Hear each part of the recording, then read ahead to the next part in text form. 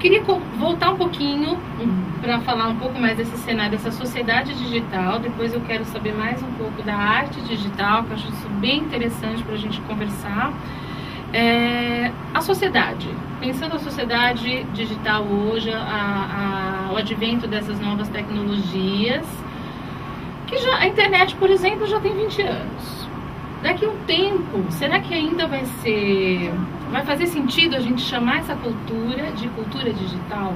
Isso é uma das coisas que eu acho muito legal da gente falar, porque quando a gente, nesse momento, nesse mergulho, uma das coisas primeiro que dava para complementar da conversa, só para pegar o gancho para a gente vir para esse papo, é que eu fiz essa pergunta que você me fez para todas as pessoas que eu entrevistei, que é a cultura digital, e ninguém disse a mesma coisa. Sim. Então isso é uma demonstração de que não é um conceito que está decantado e claro na cabeça das pessoas. Então a gente teria que, para poder fazer um exercício de síntese, um esforço de demarcar, definir, que eu não sei se a gente teria condições de fazê-lo, e quando fizesse, se ele já não estaria obsoleto no minuto seguinte.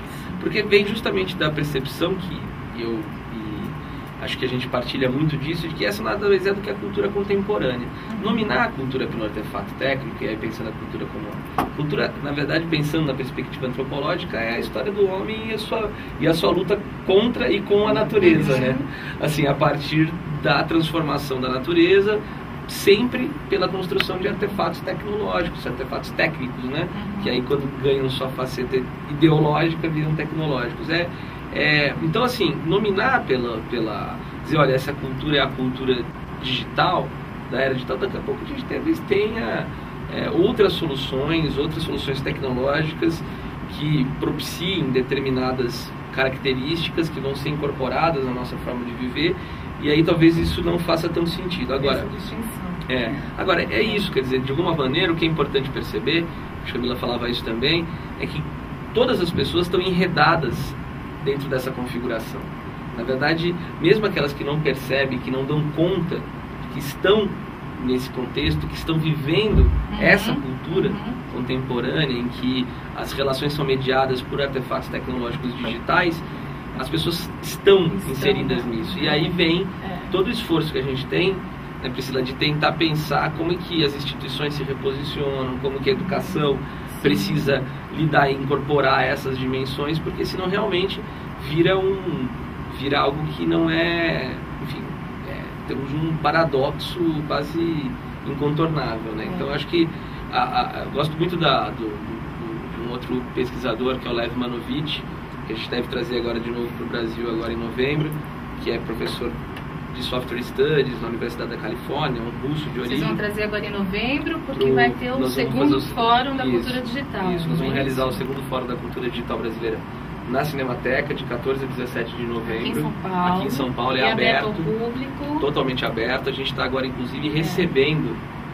sugestões de atividades, convido todo mundo que estiver participando que Eu estive no primeiro, foi bem interessante, senti falta de educação. Então, pessoal, participantes do grupo, vamos todos para o fórum, vale muito a pena. E é interessante porque, na verdade, assim, como esse ano a gente teve um pouquinho mais de tempo para produzir, a gente fez uma chamada pública e a gente vai criar um espaço, por exemplo, para experiências. Então, experiências no campo da relação entre educação, cultura, entre educação e tecnologia, são muito bem-vindas para que a gente possa apresentar e possa debatê-las também. Mas o Lev Manovich diz uma coisa que é o seguinte: já não faz mais sentido a gente distinguir entre virtual e atual. Quer dizer, essas características que separam, né, o nosso mundo, elas já não são tão... eu estou aqui conversando com vocês e estou tweetando, eu posso estou conversando com as pessoas que estão aqui mediadas, que estão conversando com as pessoas que estão nos seus ambientes de trabalho, e essa relação toda, ela é absolutamente fluida. A gente entra, a gente se virtualiza e se atualiza o tempo inteiro, né? Então eu acho que isso é algo que também que complementa, eu acho, essa percepção de que já é um pouco complicado falar em cultura digital nesse sentido, que já faz parte do nosso dia a dia. Isso que o Rodrigo fala, dá para fazer uma analogia com a nossa área, pensando na educação. Que nós chamamos esse grupo de Educar na Cultura Digital justamente para a gente chamar a atenção provocar uma reflexão conjunta de todos esses educadores do Brasil, conversar um pouco sobre o que é educar na cultura digital. O primeiro tópico, inclusive, do fórum é como o mundo digital faz parte da sua vida, para as pessoas olharem um pouco, pararem um pouco, olhar ao seu redor, como que isso já faz parte do dia a dia. Mas, no fundo, a gente também está falando de educação. A gente não está falando de uma educação e tecnologia. A gente está falando da educação acima de tudo, não é por conta dos artefatos técnicos. A Gil está me chamando aqui que tem perguntas. Isso, boa tarde. A pergunta diz respeito ao projeto do Elixo Maps. Elixo Maps, que a Camila Duprá, do qual a Camila Duprá falou há pouco. O Edu Passos é um seguidor nosso do Twitter, do perfil do Educar na Cultura Digital. Ele coloca: o lixo eletrônico cria uma luta entre apocalípticos e integrados em relação às tecnologias digitais? Cria uma luta entre apocalípticos e integrados, né? Se isso chega a ser uma polêmica em relação às tecnologias digitais. Eu acho que no momento em que a gente tem essa consciência, né, a ideia, muito quando a gente criou esse programa, foi no sentido de conscientizar as pessoas da mesma maneira que outros programas vêm conscientizando sobre os abusos que vêm sendo cometidos ao planeta. Um capítulo que sempre ficou um pouco à margem, que agora com as leis isso está sendo mudado, é uma questão de se usar. Isso existe, isso não vai mudar, mas a gente usar e desovar de uma forma consciente, que não prejudique o meio ambiente, que esse material possa ser reciclado e reutilizado, né, de forma a você não esgotar uma série de fontes que alimentam esses equipamentos. Mais alguma aí, Gil? E Camila, e a arte digital? Vamos conversar um pouquinho sobre a arte digital. Como que se avalia um projeto de arte digital? Como que chegam esses projetos para o Instituto? Quem são os artistas digitais hoje? É uma pergunta até muito gozada. Eu acho que entra um pouco no que o Rodrigo estava falando, essa questão de uma arte digital. Eu acho que assim, uma arte que faça uso de tecnologias, não podemos nem falar novas, a gente, no início da organização do prêmio, a gente fala muito em novas tecnologias, mas essas tecnologias estão sempre se renovando com uma tal rapidez que fica um pouco obsoleto novas tecnologias. Mas enfim, seja digital, até analógica ainda, é uma arte. Eu acho que assim, a arte tem que ser bem. A arte sempre existiu, sempre vai existir, e para ela ter um sentido e um significado, uma solidez, ela tem que estar contextualizada no seu próprio tempo. Então, qual é esse nosso tempo contemporâneo? O que é esse contemporâneo? É o tempo em que o mundo é digital. E a arte se apropriou, dentro dessa produção contemporânea, ela se apropriou dessas ferramentas que a internet possibilitou, viabilizou, para a produção de um trabalho artístico. De uma maneira geral, grosso modo, são esses trabalhos que vinham, não é que esses trabalhos não existiam, eles começaram a partir da Revolução Digital, não. Sim. Se a gente olhar para trás, assim, você tem os futuristas que já faziam trabalhos extraordinários, né, para o começo do século XIX. Então, eu acho que houve sempre os artistas de vanguarda que sempre souberam aliar essas mudanças. Um pouco daquele olhar à frente do seu tempo? Não, é olhar o seu tempo. Né? Na hora que você... Antes que todo mundo perceba.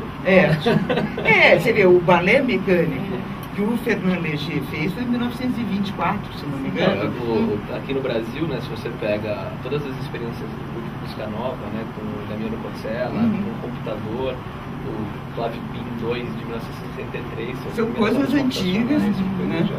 Até eu tenho um primo que era maestro, que até fez os arranjos do Gil, que na época eram arranjos, ele tinha um estúdio, fazia experimentos, ele era maestro de música erudita. Seu primo estudou com Stockhausen na Alemanha, no laboratório. Exatamente. Com ele, né, então ele trouxe, né, uma verdadeira revolução na música, que era o Rogério Duprá.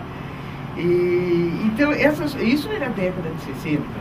O próprio professor Walter Zanini trouxe para, quando teve à frente na direção do MAC, e enquanto foi curador das Bienais, no começo da década de 80, o Zanini fez, tinha aquele, o JAC, que era Jovem Arte Contemporânea, que eram experimentos já com vídeo, embora o acesso fosse super limitado, as câmaras de vídeo eram uns trambolhos difíceis de serem, você andar com ela, fazer uma série de filmagens, mas ele apostou muito nessas novas linguagens do contemporâneo. Então, eu acho que a arte digital, ela está dentro, né? Ela faz parte da produção artística contemporânea e suas múltiplas linguagens. Queria dar um pitaquinho nesse assunto, porque ele também me interessa bastante. Não, e acho interessante que a gente, quando trouxe, inclusive, quando a gente fez o Fórum da Cultura Digital Brasileira no ano passado, a ideia era extrair, ou organizar, digamos, boa parte dessas discussões, também não sem ter a perspectiva de totalizar, enfim, amalgamar tudo, porque isso é basicamente impossível, mas a ideia era que isso pudesse resultar em políticas públicas para a área de cultura, fomentando essas múltiplas experiências. A gente que acompanha sempre é muito difícil. Conversava com Gisele Begelman, que também trabalha no Instituto Sérgio Mota, e a gente falava como é que você cria políticas para dissidências, né? Políticas disruptivas, né? Políticas para o novo. É sempre, geralmente, muito difícil você conseguir, inclusive, percebê-lo, né? Então a gente queria fazer esse exercício de trabalhar. E daí a gente trouxe esse tema arte digital para dentro da discussão, porque sempre a arte tem esse papel de olhar o seu tempo, né? Descobrir antes o que logo mais vai ser absolutamente perceptível por todos, né? E acho que é muito interessante, porque no Brasil hoje você tem um movimento muito, muito interessante acontecendo, e que vem da fusão de vários elementos disso que a gente falava, da reapropriação do lixo eletrônico para a criação de obras artísticas, do utilizar os artefatos digitais para pensar a sociedade, para fazer uma crítica, inclusive, da sociedade tecnológica, refletir sobre essa sociedade a partir desses instrumentos. Então, essa arte, ela é muito ligada, muito centrada em tudo isso que a gente está falando. Eu acho que o MINC, Rodrigo, ele apoiou, o MINC teve uma abertura desde o ministro Gil com a arte digital, da criação de grupos. Nós temos até um grupo que chama Tecnopolíticas na rede, de pessoas que trabalham na área da cultura digital, da arte digital mais especificamente, e que tem uma representação junto ao Ministério. Então ele teve uma abertura muito importante nisso para os artistas e para o fomento de projetos.